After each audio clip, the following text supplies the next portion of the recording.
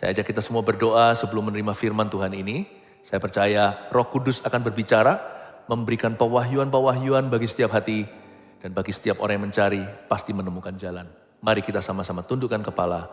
Tuhan Yesus tercinta, sampaikan sabdamu, sembunyikan hambamu di balik salibmu. Ajar kami untuk melihat hal-hal yang tidak kelihatan oleh mata jasmani kami atau nalar manusia.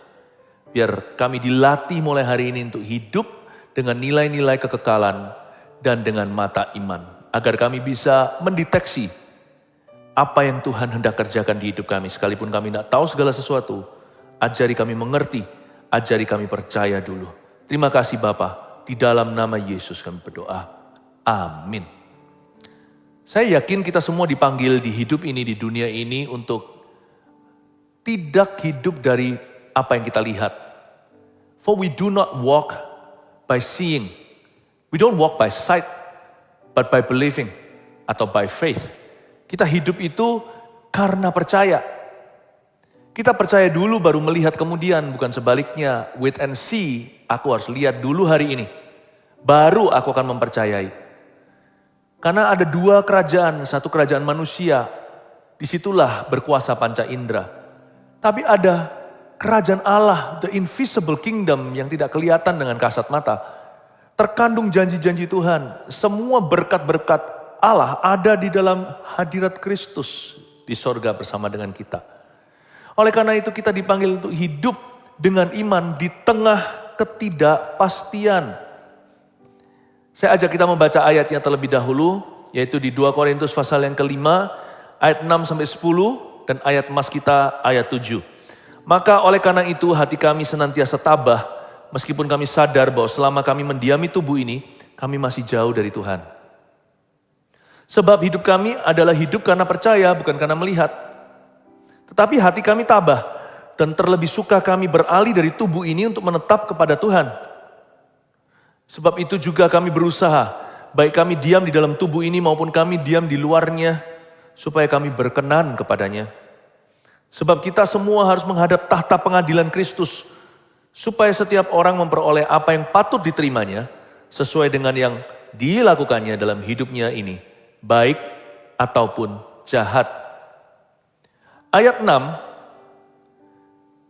maka oleh karena itu hati kami senantiasa tabah. Meskipun kami sadar bahwa selama kami masih mendiami tubuh ini, kami masih jauh dari Tuhan.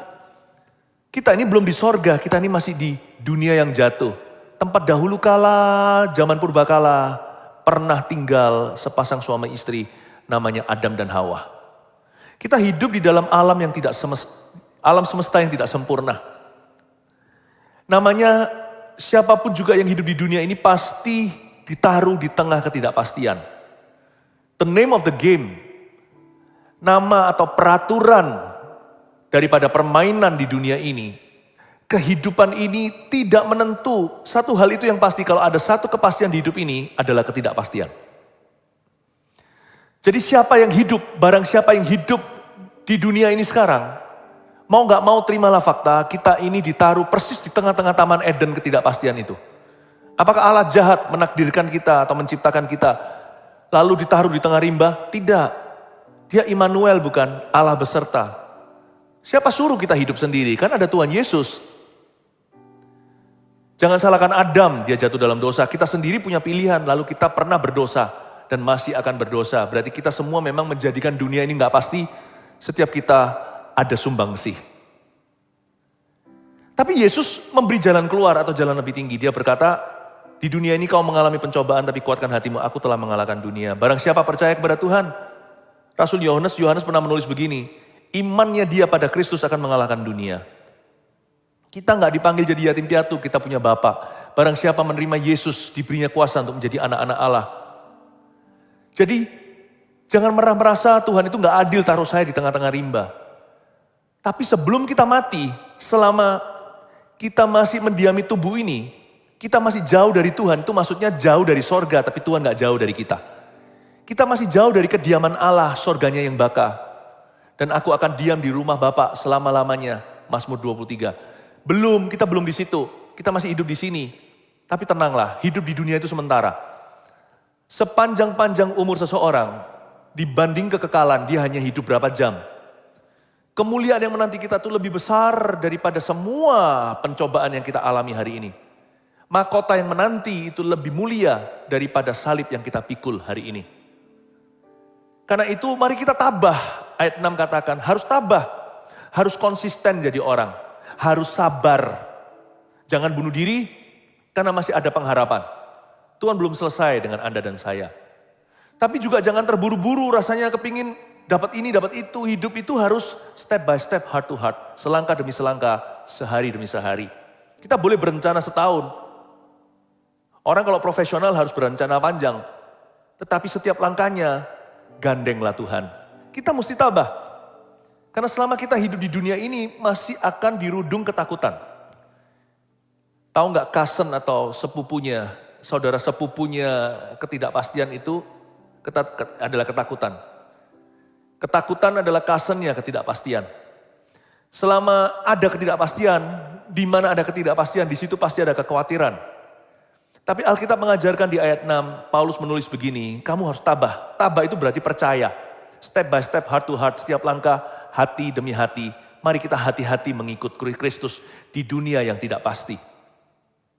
Hidup dengan iman, itu sebuah keputusan. I want to live by faith. Kalau enggak ya, kita pasti akan diserang oleh roh ketakutan.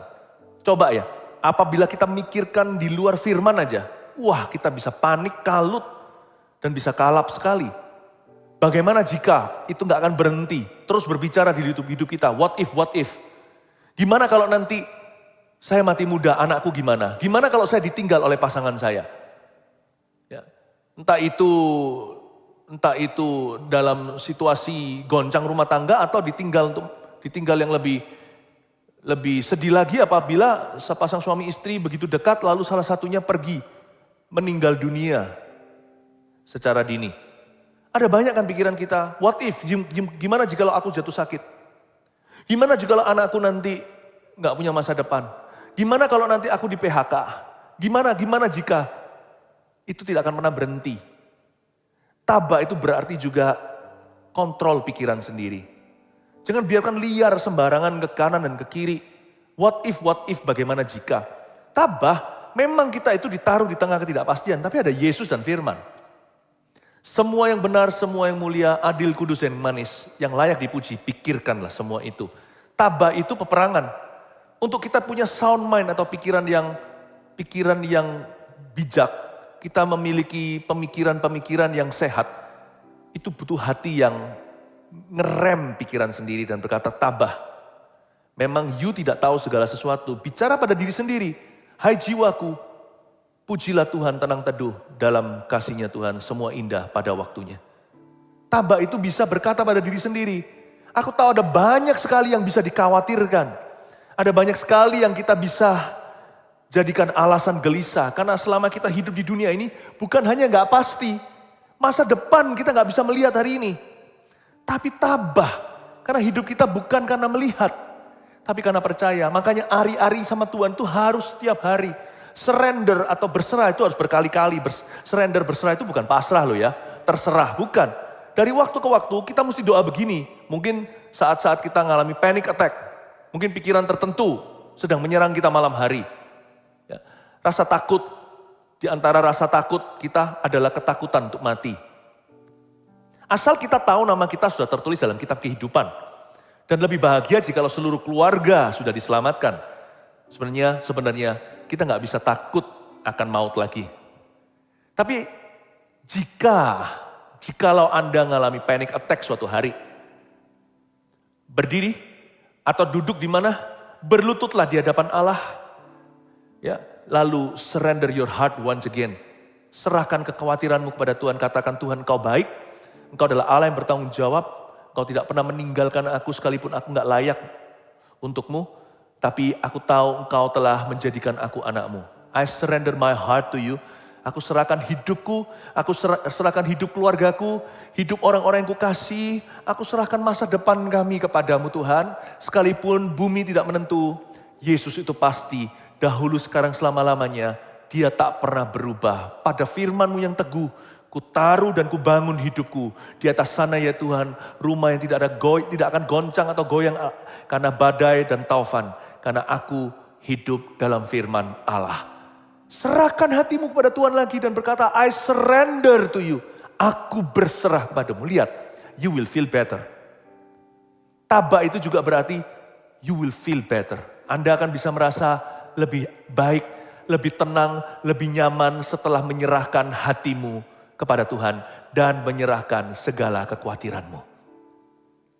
Itulah intisarinya hidup oleh percaya. Hidup dengan iman. Bukan living by sight atau hidup karena melihat. Ayat 7. Sebab hidup kami itu, ini adalah hidup karena percaya, bukan karena melihat. Kuncinya tadi di ayat 6, ayat 8 sekarang. Tetapi hati kami tabah dan terlebih suka kami beralih dari tubuh ini untuk menetap pada Tuhan. Memang betul sih, kalau kita mau benar-benar 100% nyaman itu hidup di sorga lebih enak. Tapi jangan panggil nama sendiri ya. Karena kematian itu adalah panggilan. Karena anak-anak Tuhan yang sudah diselamatkan, sudah dipisahkan dari maut selama-lamanya. Jadi kita ini yang sudah percaya Yesus hanya bisa meninggal dunia, sudah gak bisa masuk ke dalam maut lagi. Kita hanya bisa meninggalkan dunia suatu hari ke tempat yang lebih bagus, ke tempat yang lebih indah, ke tempat yang lebih aman, ke rumah Bapa yang bakah. Tapi jangan terburu-buru, roh bunuh diri itu bukan dari Kristus. Itu keluar dari hati yang menyangkal Tuhan. Itu keluar dari jiwa yang main hakim sendiri atas dirinya. Di zaman ini sekarang banyak orang kena depresi. Kita gak boleh hakimi. Kita kasih mereka. Tetapi firman Tuhan tidak berubah. Bahwa obatnya hanya satu. Yaitu mempercayakan hidupmu kepada Dia penguasa jiwa. Itulah titik sembuh. Itulah titik terang. Itulah titik balik. Saya merasakan di dunia sekarang ini tidak pernah seperti ini sejak zaman Adam dan Hawa. Begitu banyak manusia gelisah. Karena semua orang maunya sih hidup dengan melihat. Dia mau kepastian, dia mau kepastian. Sedangkan Tuhan ajarkan adalah keyakinan. Kalau di mana tidak ada kepastian, kita bisa yakin pada Tuhan. Malah di mana ketidakpastian malah berlebihan, di situ keyakinan akan menjadi-jadi. Kenapa kita beriman pada Tuhan? Karena hanya Tuhan yang kita bisa pegang, yang lainnya itu tidak bisa dijadikan pegangan. Ketika dunia semakin tidak menentu, di situ Kristus harus semakin dekat pada umatnya. Di situ kita harus semakin mendekat, merapat. Ini yang dimaksudkan di ayat 8. Tapi hati kami tabah, kami melawan arus. Dan terlebih suka kami beralih dari tubuh ini untuk menetap pada Tuhan. Memang lebih enak di situ, tapi apa boleh buat sekarang Tuhan suruh saya di sini ya saya harus nikmati ya kan. Saya harus kelola talenta, termasuk waktu, hubungan. Sekarang kalau saya masih ditempatkan di sini berarti berbuah. Sebab itu juga kami berusaha, baik kami diam di dalam tubuh ini maupun kami diam di luarnya supaya kami berkenan kepadanya. Ini perjuangan kita. Ayat 9. Kita berjuang. Ku berjuang sampai akhirnya. Kau dapati aku tetap setia. Ku berjuang sampai akhirnya. Kau dapati aku tetap setia. Gak mungkin kita bisa setia kalau kita gak hidup dengan iman. Karena untuk kita bisa sampai ke akhirnya itu, kita harus beriman sungguh-sungguh. Kita mesti tabah. Karena itu kita berusaha agar kita baik diam di dalam tubuh ini, maupun ketika di luarnya supaya kami berkenan kepadanya. Paulus berkata begini, hidup atau matiku adalah untuk memuliakan Kristus dan menyenangkannya. Hanya mau menyenangkan Tuhan. Udah ini tanggung jawab kita. Kalau kita masih ditaruh di dunia hari ini masih hidup, apalagi masih muda, kita harus berkarya. 1 talenta jadi 2 jadi 4 jadi 8, yang dikasih 5 talenta pun jadi 10 kota. Kita harus berkarya. Bergembiralah karena Tuhan, maka Tuhan memberikan apa yang diinginkan hatimu. Bersukacitalah, kata Paulus. Sekali lagi kukatakan bersukacitalah. Hendaklah kebaikanmu diketahui semua orang. Tuhan sudah dekat. Kalau kita masih hidup di dunia ini berarti ada kepercayaan yang belum kelar. Masih ada sesuatu yang kita perjuangkan, ku berjuang sampai akhirnya. Kau dapati aku setia. Dan perjuangan kita dimulai dari motivasi ini. Menyenangkanmu. Menyenangkanmu, senangkanmu. Hanya itu kerinduanku, menyenangkanmu, senangkan hatimu. Hanya itu kerinduanku, hanya itu kerinduanku. Kekekalan itu masih jauh seolah-olah, padahal dekat sekali loh. Detik kita bernafas terakhir, kita masuk dalam kekekalan. Baik itu sorga atau neraka sudah menanti kita.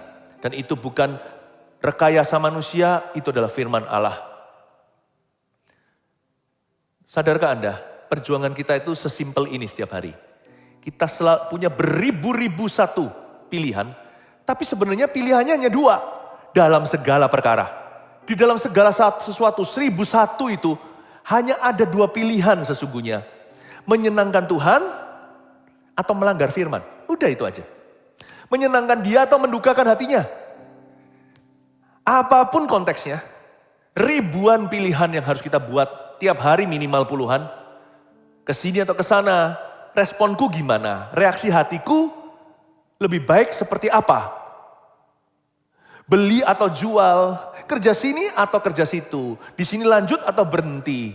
Menikah dengan siapa? Setelah menikah juga jaga hati.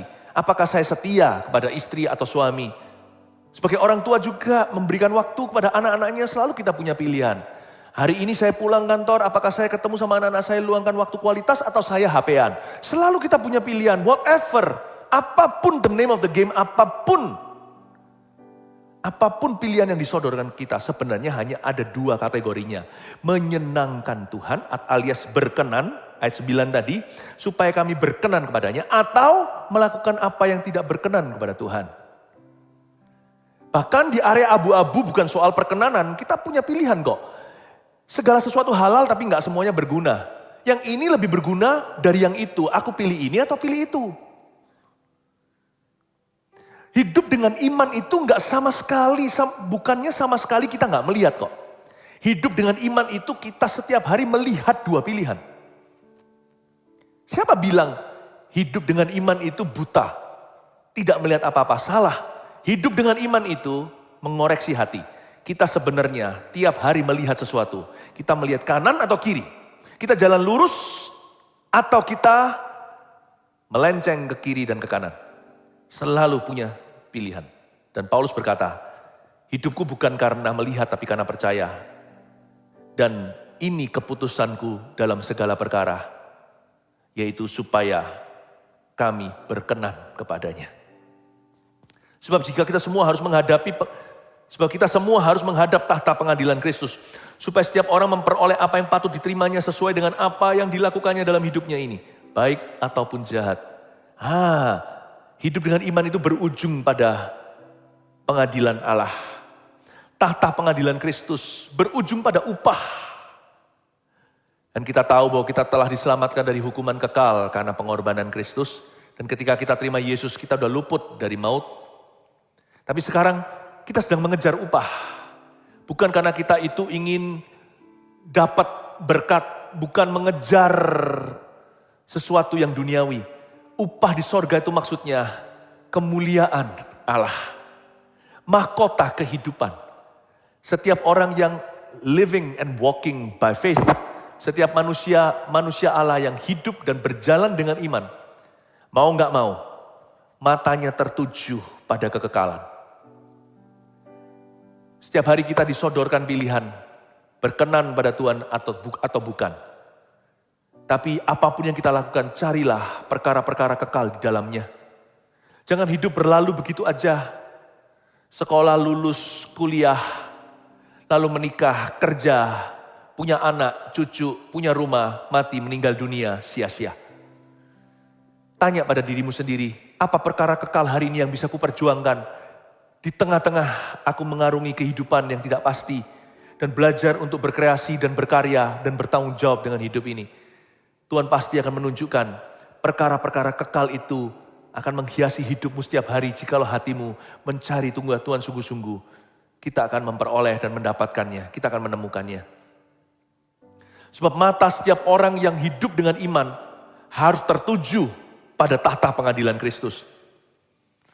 Dan apapun yang kita lakukan, pastikan kita memilih apa yang berkenan kepada Tuhan. Bukan hanya apa yang berkenan, tapi apa yang berguna, bukan hanya apa yang halal. Pilih-pilih mana yang produktif, mana yang beneficial, yang bisa menguntungkan orang lain. Contohnya, yang praktisnya, simpelnya. Kalau saya suruh main game sendiri juga bisa kan, namanya me time. Namanya saya kepingin sekali untuk relax sometimes. Kadang-kadang untuk relax. Tapi daripada saya main begini, dengan kalau saya main dengan anak-anak saya yang interaktif, yang bisa interaktif, saya pilih yang interaktif. Kalau yang begini membuat saya menyendiri. Yang begitu, meskipun ini seolah-olah tanda kutip sia-sia, permainan biasa, tapi saya bisa punya waktu luang, saya bisa punya waktu kualitas dengan anak-anak saya untuk menikmatinya bersama. Dua-dua halal, saya pilih yang satunya. Karena yang satunya itu lebih ada nilai tambahnya. Ada interaksi antara saya dengan orang lain. Saya kasih contoh, pilihan-pilihan kita itu nyata, praktis sekali. Biarkan firman yang saya bagikan ini aplikatif pada akhirnya. Anda bisa menjadi orang yang lebih smart dalam pilihan karena hatimu bijaksana menghitung hari-hari. Nah selain itu, motivasi kita harus bersih. Apapun yang kita lakukan, ingat 5 jari. Orang hidup dengan iman itu bukan tanpa rambu. Rambu kita itu 5 jari ini. Everything or anything you do, apapun yang Anda lakukan, katakan pada diri sendiri, I do this for him. Saya lakukan ini untuk dia. I do it for him. Pastikan motivasi kita bersih. Pastikan kita itu murni. Segala perkara yang kelihatannya benar kalau dilakukan dengan motivasi yang salah juga salah di mata Tuhan loh. Jadi gak bisa ujungnya itu tujuan selalu menghalalkan segala cara. Alkitab ini mengatakan dan Paulus tulis juga di dalam suratnya begini, nanti pada akhirnya semua pekerjaan kita itu akan diuji dengan api. Jadi terakhir nanti bisa jadi kelihatannya bagus diuji motivasi, gagal audisi. Lalu semua pekerjaan kita sekalipun kita sudah bayar harga, bertahun-tahun buang energi, itu hangus dibakar api. Ada perbuatan-perbuatan anak-anak Tuhan. Karena dia tidak setiap hari berkaca atau bercermin dengan firman. Dia lakukan bukan hanya asal-asalan. Tapi ada juga yang melakukan perkara yang benar. Tapi hatinya itu motivasinya salah. Motivasinya egois sekali semua untuk dirinya. Orang lain gak tahu, orang lain sih selama pekerjaan itu baik mereka pasti mendapatkan berkat. Tapi Anda sendiri di hati tahu bahwa Anda melakukan itu, kita melakukan itu atau mengatakan itu adalah untuk diri sendiri. Untuk kemegahan kita.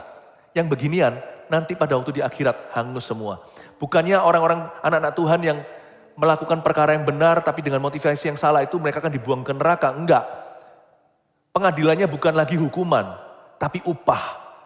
Jangan heran ya. Some Christians, beberapa anak-anak Tuhan akan masuk ke sorga berpikir, mengira bahwa mereka telah berbuat banyak bagi Kristus. Tapi karena motivasi mereka tidak pernah berkenan di hadapan Tuhan. Mereka tidak pernah bawa hati ke hadirat Allah secara sengaja. Anda akan terkejut. Banyak anak-anak Tuhan datang ke sorga bangga, aku sudah melakukan ini dan itu untuk Tuhan. Dan semua itu hangus terbakar ketika ujian potensi nggak lulus audisi. Apa yang terjadi?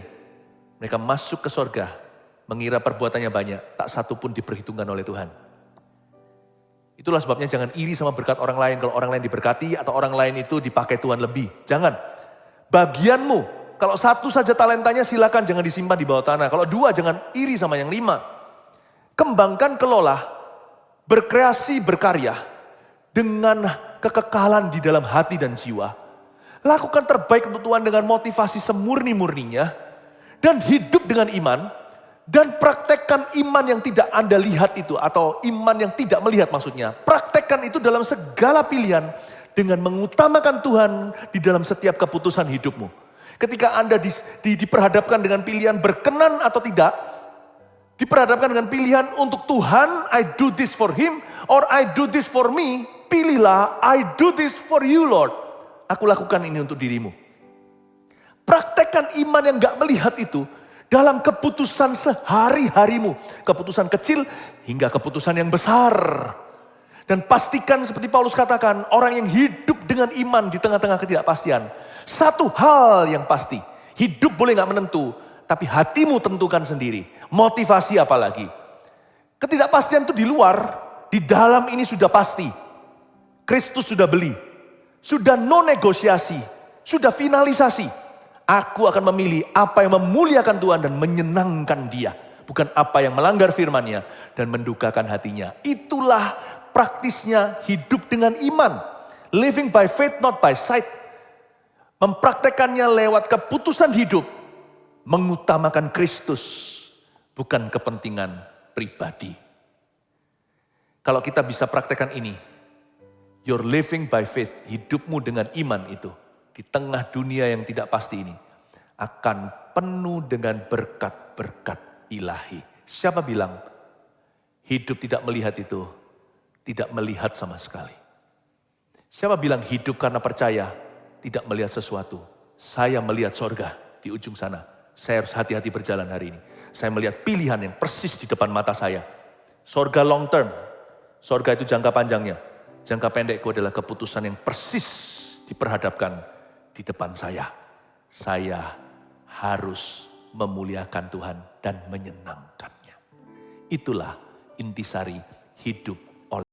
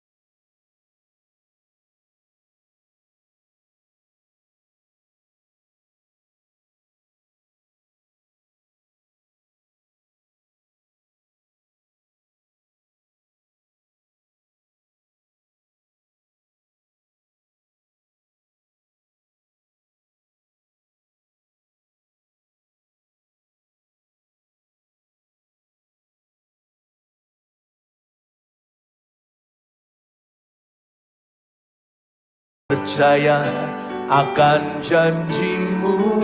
Mari kita hidup dengan iman kita. Tak sedetik pun aku ragu. Satu hal ku tahu, bahwa janjimu tak akan pernah lekang oleh waktu. Pasti digenapi, pasti digenapi, pasti digenapi. Mari kita beriman begini. Pasti digenapi. Tuhan Yesus ajari kami mulai hari ini hidup dengan iman. Dalam dunia, di tengah dunia yang tidak pasti, kami punya prinsip begini. We walk by faith, not by sight. Terima kasih Tuhan, Engkau telah berfirman kepada kami. Sekarang mulai hari ini kami matanya tertuju pada janjimu. Dan lebih jauh lagi, tertuju pada mahkota kehidupan di sorga. Dan yang paling dekat, membuat keputusan yang berkenan kepada Allah dalam setiap lika-liku hidup kami. Berkati umat-Mu, jadikan umat-Mu berkat di mana-mana. Jadikan umat yang berkenan kepada Allah dan setia. Dalam nama Yesus.